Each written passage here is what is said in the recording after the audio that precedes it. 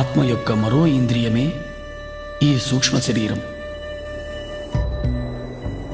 ఇతర లోకాలలో విహరించడానికి, ఇతర లోకాల జ్ఞానాన్ని పొందడానికి ఉపయోగపడే సాధనం సూక్ష్మ శరీరం. సూక్ష్మ శరీరం మన చైతన్య పదార్థపు మరో రూపం, మన స్థూల శరీరపు ప్రతిరూపంలా ఉంటుంది. సాధారణ స్థితిలో చైతన్య పదార్థం మన స్థూల శరీరమంతా వ్యాపించి ఉంటుంది. ఎప్పుడు మనం సంపూర్ణంగా విశ్వశక్తిని పొందుతామో, ఎప్పుడు మనకు సూక్ష్మ శరీర యానం చేయాలనే అనుభూతి కలుగుతుందో, అప్పుడు మన చైతన్య పదార్థం సూక్ష్మ శరీర రూపంలో యానం చేస్తుంది. సాధారణంగా సూక్ష్మ శరీర యానపు అనుభవాన్ని ఎరుక లేకుండా నిద్రలో మనం పొందుతున్నాం. వీటినే మనం కలలు అంటాం. ఎరుకతో మనము ఈ సూక్ష్మ శరీర యానపు అనుభవాన్ని పొందే అవకాశం ఒక్క ధ్యాన స్థితిలో మాత్రమే జరుగుతుంది. సూక్ష్మ శరీరం కాల పరిస్థితులకు అతీతంగా ప్రయాణించగలదు. ఎరుకతో సూక్ష్మ శరీర యానం చేసిన తరువాత సరికొత్త కోణంలో జీవిత గమనాలను దర్శించడం జరుగుతుంది.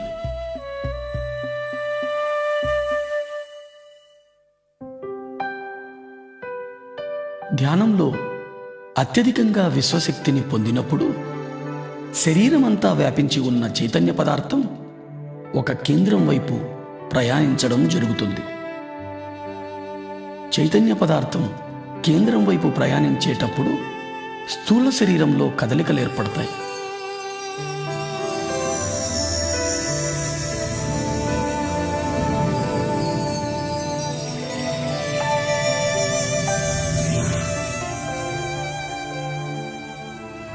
మనం మన శరీరమంతా తేలికైపోతున్న అనుభూతి పొందుతాం. మన కాళ్ళు చేతులు లేవేమో అనే భావన కలుగుతుంది. మన శరీరం పూర్తిగా తేలికగా దూదిపించేలా అనిపిస్తుంది. శరీరంలోని వివిధ ప్రదేశాలలో కదలికలను గమనిస్తాం. ఒక్కొక్కసారి పూర్తి శరీరం తిరుగుతున్నట్లు అనిపిస్తుంది. ఇదే సూక్ష్మ శరీరపు కదలికల అనుభవాలు.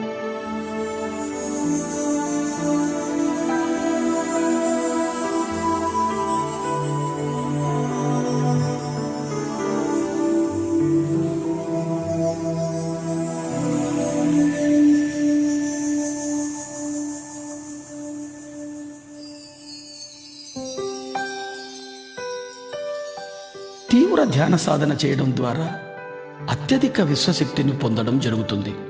శరీరమంతా వ్యాపించి ఉన్న చైతన్య పదార్థం సూక్ష్మ శరీర రూపం ధరించి విపరీతమైన వేగంతో కదలడం జరుగుతుంది. తద్వారా స్థూల శరీరంలో కదలికలు ఏర్పడతాయి. ఆ కదలికల తరువాత సూక్ష్మ శరీరం స్థూల శరీరం నుంచి వెలుపలికి వస్తుంది.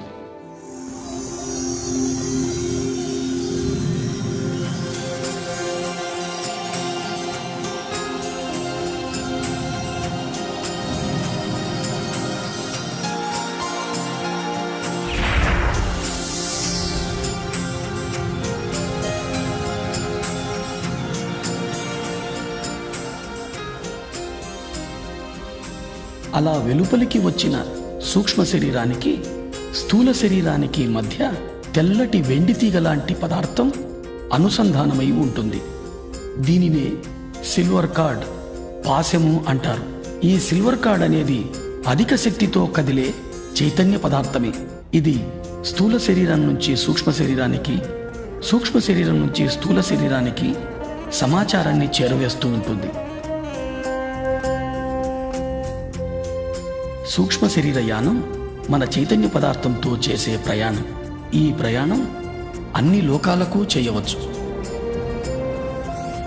సూక్ష్మ శరీర యానం చేయడం ద్వారా అపారమైన ఆత్మ విజ్ఞానాన్ని పొందుతాం. సూక్ష్మ శరీరం అన్ని రకాలైన పదార్థాల గుండా ప్రయాణించగలుగుతుంది. అంటే భూమి, నీరు, అగ్ని, ఆకాశం, వాయువు.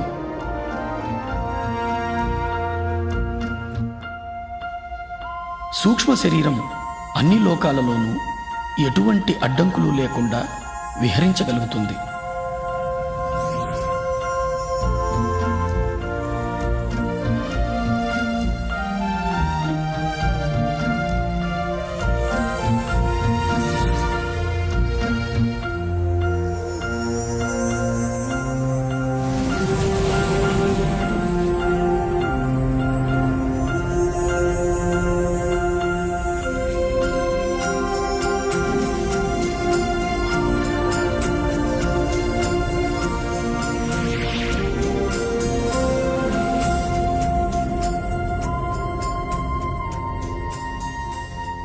సూక్ష్మ శరీరం బయటకు వచ్చిన తరువాత స్థూల శరీరాన్ని చూడడం జరుగుతుంది.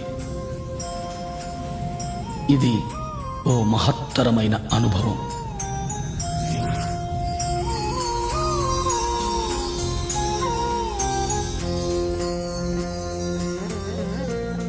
ఈ అనుభవం తరువాత సంపూర్ణంగా నేను స్థూల శరీరం కాదు, స్థూల శరీరంలో వసిస్తున్నాను అనే విషయాన్ని స్పష్టంగా అవగాహన చేసుకోగలుగుతాం. ఇదో మహద్భుతమైన అవగాహన.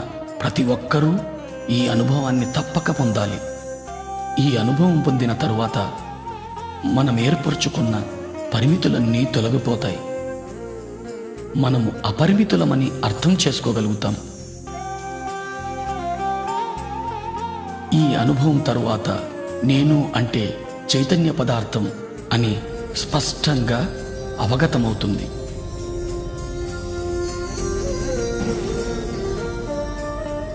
సరికొత్త కోణంలో జీవితాన్ని దర్శించడం మొదలవుతుంది.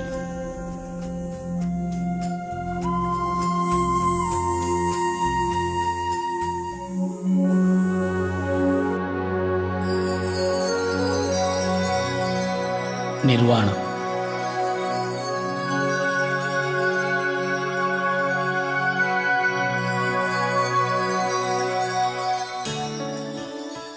అధిక ధ్యాన సాధన ద్వారా అధిక విశ్వశక్తిని పొందడం జరుగుతుంది.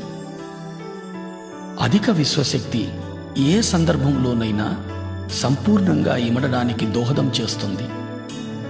సంపూర్ణంగా ఇమడడం అంటే శరీరము, మనస్సు, బుద్ధి, ఆత్మలతో సందర్భంలో మమేకమవ్వడం, తద్వారా సందర్భంలోని సంపూర్ణ జ్ఞానాన్ని పొందడం.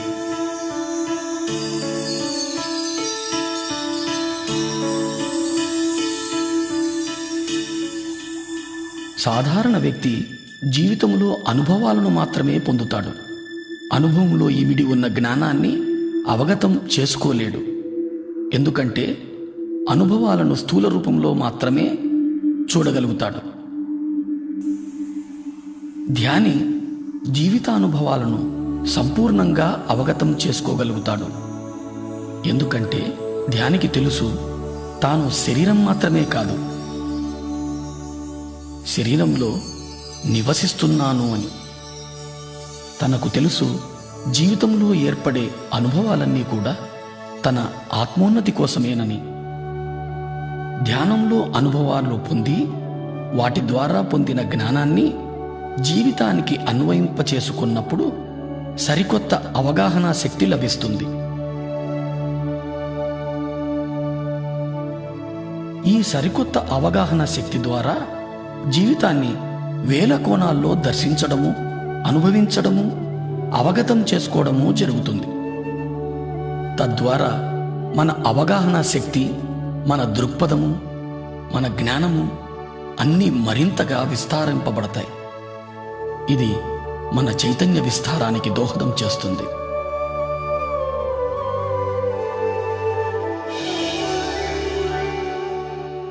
ఈ స్థితిని ధ్యానంలో 1000 రేకుల బంగారు కమలం వికసిస్తున్న అనుభవంగా పొందుతాం.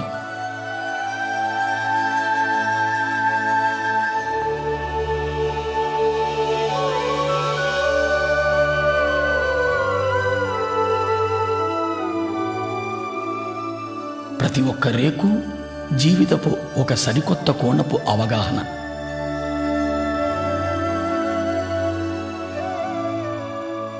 ఇలా వేల కోణాల్లో జీవితాన్ని దర్శించగలిగినప్పుడు ఇతర జీవరాశుల మీద కూడా అవగాహన పెరుగుతుంది. ఈ అనుభవం ద్వారా మనకు చాలా స్పష్టంగా అర్థమయ్యే సత్యం మనకు చావు లేదు అని, మనం సదా జీవించి ఉన్న చైతన్య పదార్థాలు అని. పుట్టుక చావుల సంపూర్ణ జ్ఞానాన్ని అవగతం చేసుకోగలుగుతాం.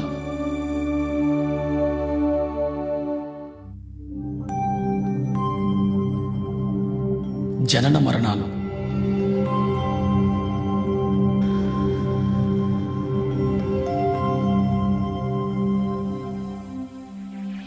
మనం విశ్వ చైతన్యం నుంచి అంశగా విడివడి పృథ్వీపైకి చేరుతున్నాం.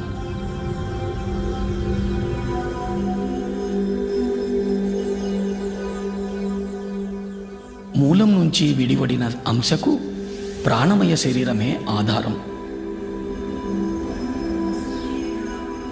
ఈ పృథ్వీపైకి మన రాకకు కారణం రకరకాల అనుభవాల జ్ఞానాన్ని పొందడం కోసమే. దాని కొరకు మనం గర్భాన్ని, తల్లిదండ్రులను, పరిసరాలను, పరిస్థితులను ఎంచుకొని వస్తాం. జన్మ విచారం మొత్తం ఆత్మ ఎరుకలో ఉంటుంది.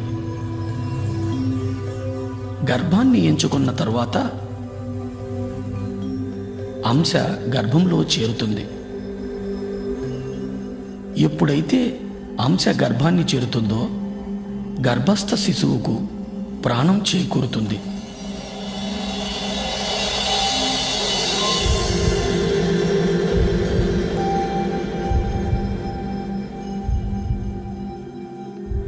అంశ ప్రాణమయ శరీరంలో శక్తి ఆధారంగా ప్రాణి స్థూల శరీర నిర్మాణం జరుగుతుంది. అంశ సంపూర్ణంగా మూలంతో అనుసంధానమై ఉంటుంది. అది ప్రాణిగా తొలి శ్వాస తీసుకునే వరకు. తల్లి గర్భంలో నుండి బయటకు రాగానే ప్రాణిగా బయటి శ్వాస తీసుకోవడం జరుగుతుంది. ఇదే జననము అంటారు.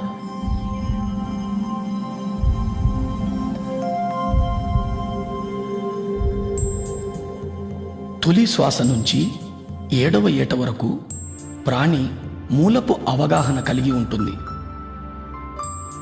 మనస్సు నిర్మాణం 7వ ఏట నుంచి మొదలై 14వ ఏటకు పరిపూర్ణమవుతుంది. బుద్ధి నిర్మాణం 14వ ఏట మొదలై 21 నాటికి పరిపూర్ణమవుతుంది. 21 నుంచి 28 వరకు శరీరము, మనస్సు, బుద్ధి మూడింటి కలయికల జీవిత అనుభవాన్ని పొందుతాం. 28వ ఏట నుంచి జీవితం పూర్తిగా ఆత్మజ్ఞానం మీదనే ఆధారితమై ఉంది. ఆత్మజ్ఞానావగాహన లేకుండా చైతన్యం శరీరము, మనసుల మధ్య ఉండిపోతుంది. తద్వారా జీవితంలో దుఃఖం మొదలవుతుంది. ఎందుకంటే పరిస్థితులు ఎందుకు ఏర్పడుతున్నాయో అర్థం కాదు. ప్రతి స్థితి ఎంతో క్లిష్టతరంగా అనిపిస్తుంది. పరిమిత అవగాహనతో జీవితం జడంగా తయారవుతుంది. విశ్వశక్తి ప్రవాహం నుంచి దూరం అవ్వడం, తద్వారా శరీరంలో అనారోగ్యం, మానసిక ఒత్తిడులు, పర్యవసానంగా అస్తవ్యస్తమైన జీవితమంతా ఎరుక లేకుండానే గడిచిపోతుంది. తాను ఎందుకొచ్చానో అన్న విషయాన్ని సంపూర్ణంగా మరిచిపోతాడు.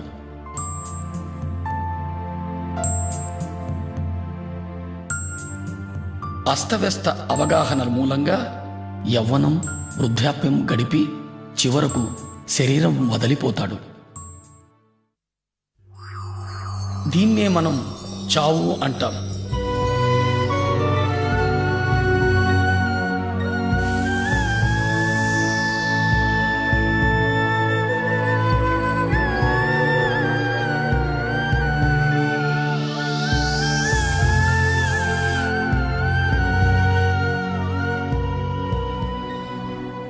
మరణం తరువాత కూడా జడమైన మనస్సు చైతన్యాన్ని మూలానికి చేరనీయదు.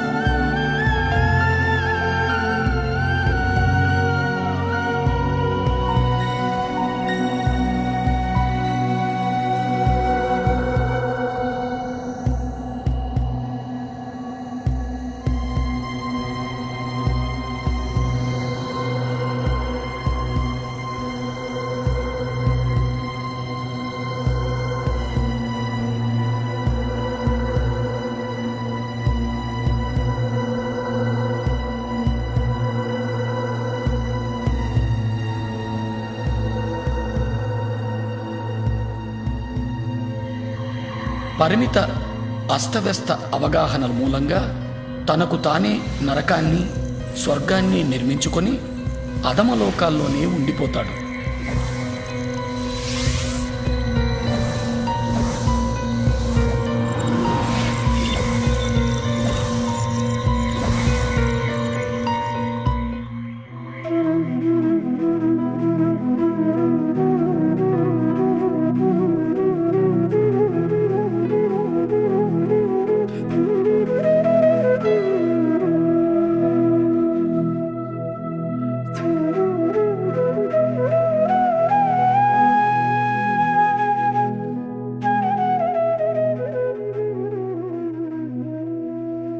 మన చైతన్యాన్ని ఆత్మలో అనుసంధానం చేసి జీవించడం జరుగుతుందో అప్పుడు అన్ని సందర్భాలలోనూ ఆనందమయంగానే జీవించడం జరుగుతుంది.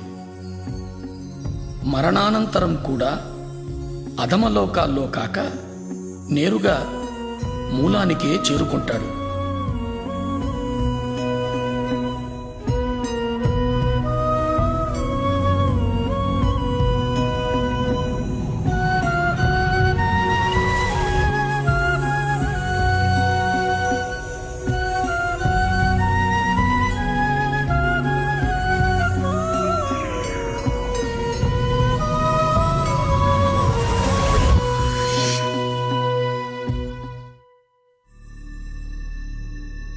దివ్యచక్షువు సూక్ష్మ శరీరయాన అనుభవాల ద్వారా, జనన మరణ అవగాహనల ద్వారా శరీరము, మనస్సు, బుద్ధి, ఆత్మ, చైతన్య పదార్థము, విశ్వశక్తుల సంపూర్ణ అవగాహన ఏర్పడుతుంది.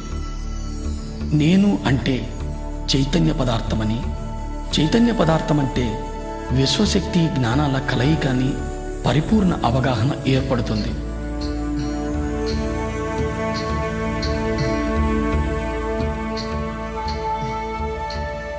ఈ అవగాహనతో జీవితాన్ని సాగించగలిగినప్పుడు ఇతర లోకాల నిర్మాణానికి, ఈ మహావిశ్వ నిర్మాణానికి సంబంధించిన జ్ఞానం పొందడం జరుగుతుంది.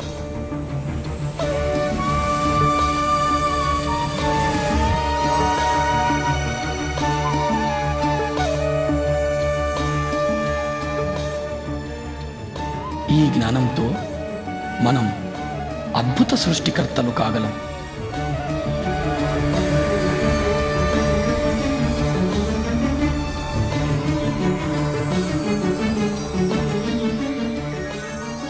అప్పుడు ఏది పలికినా కొత్తదనమే, ఏ ఆలోచన వచ్చినా నవనిర్మాణమే, ఏది చేసినా ఓ నవ సృష్టే.